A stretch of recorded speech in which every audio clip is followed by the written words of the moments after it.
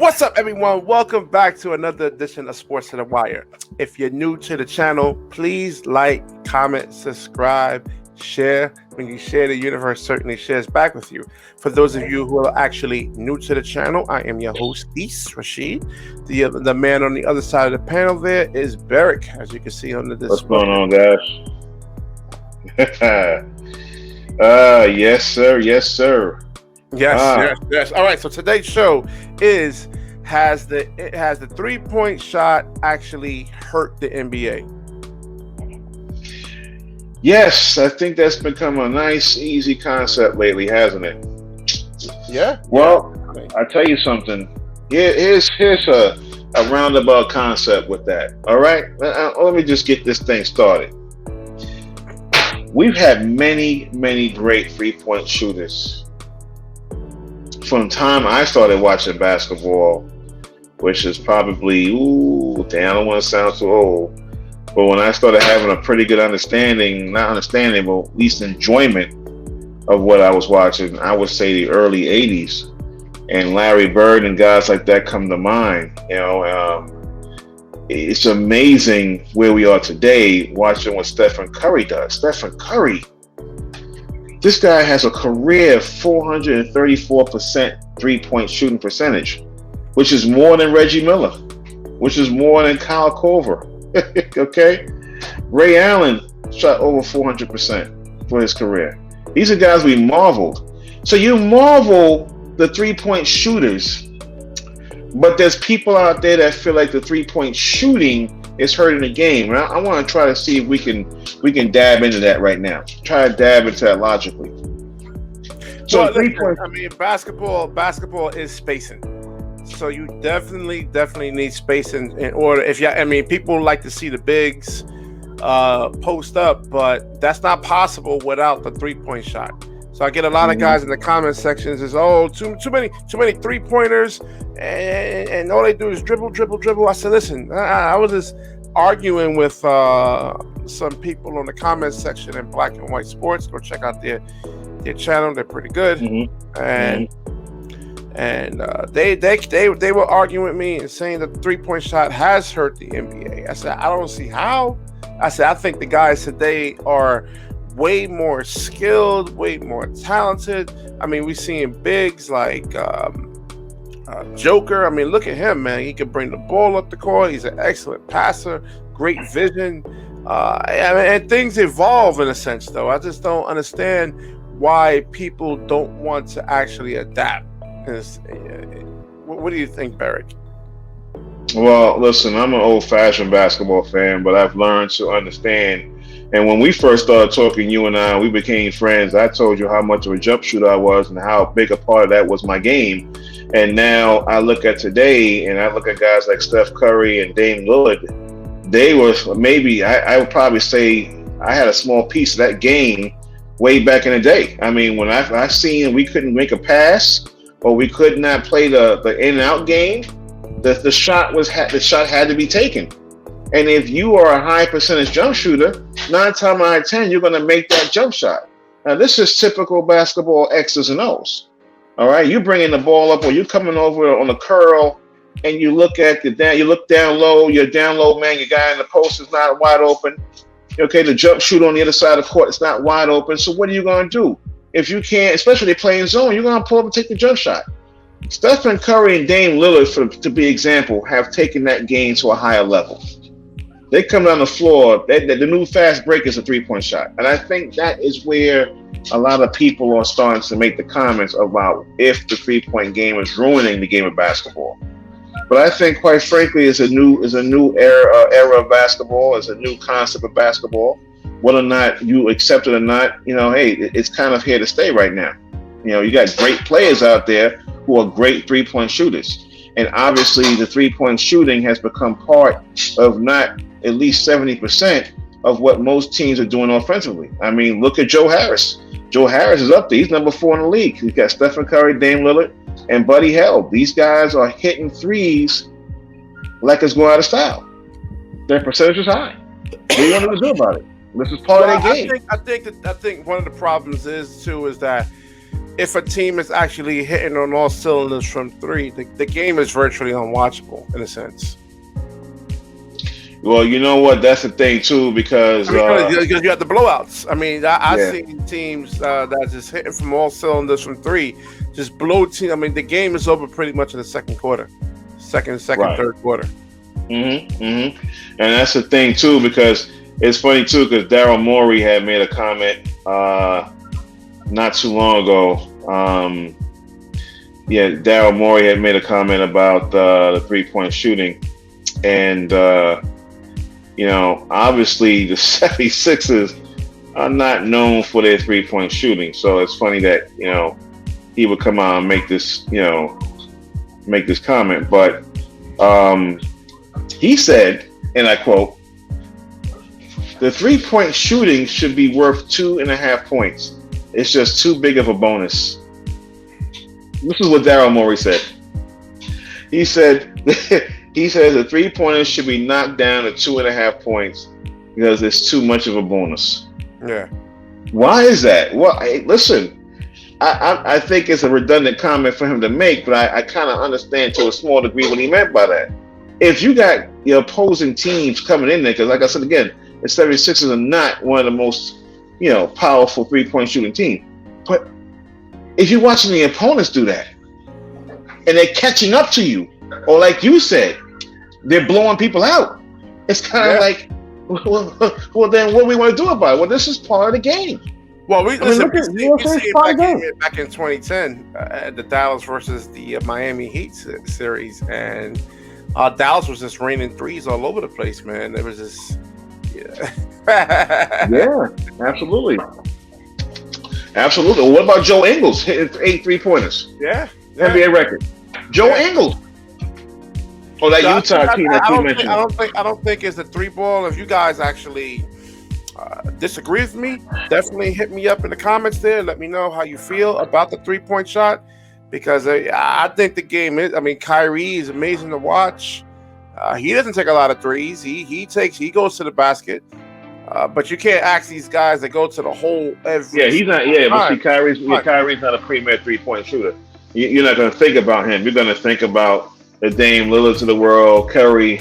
These are the guys that will come to mind. Joe Harris. These guys come to mind when you're thinking about the 3-point shooting. And when you look around the NBA, it's not a large band of dominant 3-point shooting guys. But what you're seeing is a whole lot of highlights from the same guys hitting a plethora of shots from beyond the arc. Yeah. And I think, again, to the people you're talking black and white sports, the basis of their comment, in my personal opinion, is that it's part of an offense that has not been a part of an offense back in the 80s and 90s. Okay? It wasn't that way like it is now. Back in the day, you had high screen, pick and roll, low pick. You had inside-outside game. You would drive to the basket, dish out. That's not the game we're seeing today. We're seeing the 3-point shots being taken further behind the 3-point arc. We've seen it taken from half court continuously. That's not every single. That's not basketball. Doing that. Yeah, that's not every single player. No, that's not every single player. But if that is what's the form or the main concept behind what black and white's talking about, like I'm seeing guys do that on a fast break. Or I barely see an offense. The 24-second shot clock is not even down to 18 seconds before someone is shooting a 3-pointer from way beyond the arc. I can get the concept behind that. But, basketball IQ, but yeah. Yeah, but I can get the concept about that. But if the NBA is allowing to play the concept the way they're playing it, and the coaches are saying, hey, if the shot's there, take it. If the shot's there, take it. Then this is where we are right now. Guys, listen, I'm not against the post-up. I mean, Berick played with me a couple of games. I'm a post player. I'm an inside player.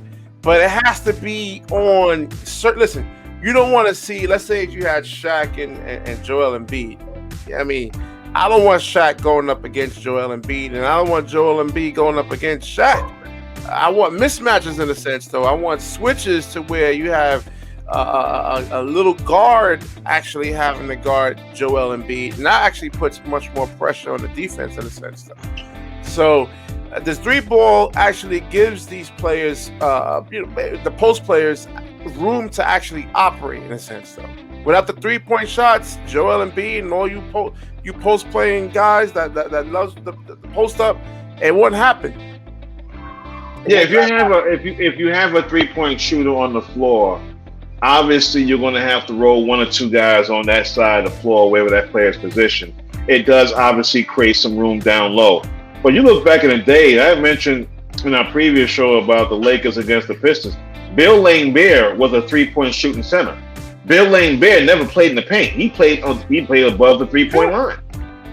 Sabonis, who played for the Portland Trail Blazers back in the late 80s, early 90s. Depending on what team you actually go against, you can't just be a 3-point shooter because they can't. No, but Kyle Korver, they run you off that 3-point line. Now, all right, now here's what you got to do. Now you got to put the ball on the floor and either pull up. A lot of players can't do that. And that's what I was mentioning before. If you're looking around, you're coming off a curl, and you're looking around, and there's no real high percentage basketball pass or play to make, this shot has to go up. And that's pretty much what we're seeing right now. And some NBA players, like the Joe Ingles of the world, or Steph Curry, or any one of these guys, they're the ones that saying, "Listen, I'm coming off a little tight, and a high pick, way above the 3-point line. Curry will go around that and shoot for 3-point and make it. Damon Lillard will do the same thing and make it." People that are watching this, not everybody can be the man on it. It can't be like 5 Kyrie Irvings or 5 James Hardens or 5 Steph Currys on one team. So if you had a duplicate of those actual players, somebody has to sacrifice.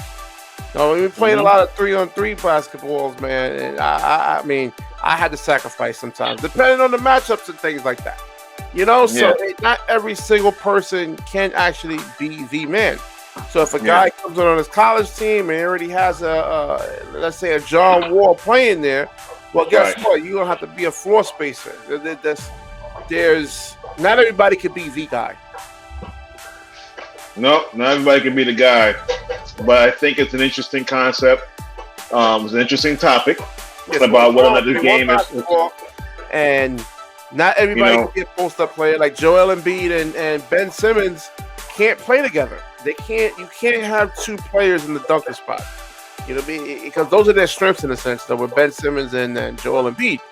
Bro, it's working right now. Right now, they found a way to make it work. Embiid is taking a lot of 3-pointers now and spacing the floor. But if he didn't, he's also playing in the paint as well. Yeah, he's also playing in the paint as well. It won't work. So hey, listen, it's working right now for them. All right, and the bottom line is, they still need a legitimate 3-point shooter. The trading deadline is coming up. It's interesting to see what the top teams in the NBA are going to do. So we shall see. Look at the Lakers, and I'm like, I'll definitely be paying attention to those guys right there. Well, yeah, because as I said in the previous show, if anyone has to make a trade, it's going to have to be the Lakers. Because like I also said, the high ankle sprain can be somewhere between 6 to 3 months. And AD is taking a slow time to come back as well. And you don't even have Marc Gasol right now, so a lot of actually washed, and a lot of other NBA analysts actually thinks he's washed too, and he can't give you but X amount of minutes at playing at a high level. But we'll see how they. Who's it? Marc Gasol. Hey, listen, he was another guy that was added to the equation to support those 2 star players who are currently not there. So I mentioned Marc Gasol because he does have a lot of experience. And with Schroeder and all those guys on the floor, maybe he can help a little bit, but he's not there either. That's what I made the comment for. Yeah. So they're not going to be in a great position. But yeah, just to make it real short, man, I think the 3-point shooting game is a different concept to the game of basketball. I don't think it's hurting the NBA. I just think it's a different brand of basketball, and especially for those of us who grew up on the NBA from the late 70s to early 80s, who understood the old-fashioned basketball, I can understand where the concern is. But I think the NBA is in good hands. You got great stars running it, and the high 3-point shooting game is here. Except LeBron James and his politics, man. We ain't going there. Yeah. We ain't going on that one. We good on that one. We'll definitely wrap this up over here. And if you like it, please comment, subscribe, share it, and when you share the universe, we'll definitely share back with you. If not, Berick will give you each and every single one of you $100. That's a promise. Yeah, that's right. $100. Right. Right. Yeah. Hey, listen, you gonna hit all those like buttons and give us all those comments? Why not? Why not? All right. You heard Berick. He'll hold up his end to the bargain all night. He's gonna donate a whole paycheck. Yeah, my man. My man. Don't put words in my mouth, homie. All right, guys. All right. Peace out. Peace out, guys.